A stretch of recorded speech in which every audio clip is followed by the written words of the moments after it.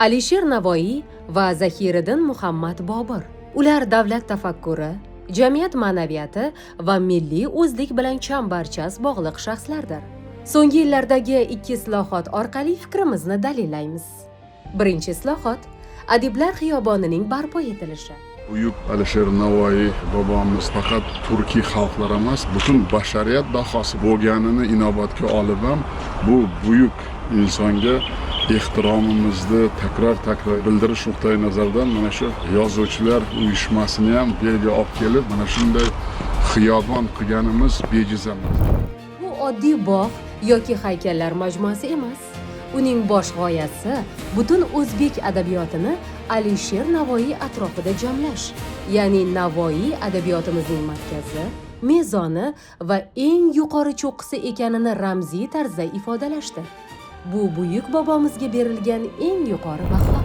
Ikkinchi islohot Yangi Andijonda Bobur shahri barpo etilishi. Buyuk ajdodimiz Zahiriddin Muhammad Bobur xotirasini abadiylashtirish maqsadida yangi Andijon shaharchasiga Bobur shahri deb nom bersak nima deysizlar? Qachonlardir vatan sog'inchi, yurt ishqi bilan yonib yashagan Bobur nomi bugun o'z tug'ilgan zamini bag'rida butun bir shahar nomi bilan yashamoqda.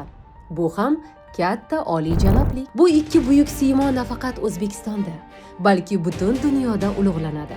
Masalan, o'tgan yil dekabr oyida Qirg'izistonning O'sh shahrida Alisher Navoiy haykali hamda uning nomi bilan atalgan Shoh ko'chaning tantanali ochilish marosimi bo'lib o'tgan edi. Bir necha kun oldin esa Pokiston poytaxtida Toshkent ko'chasi va Bobur bog'i ochilishi ma'lum qilindi.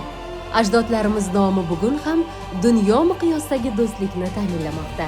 Adolatli siyosat sabab tarix kelajakni barpo etish uchun xizmat qilmoqda.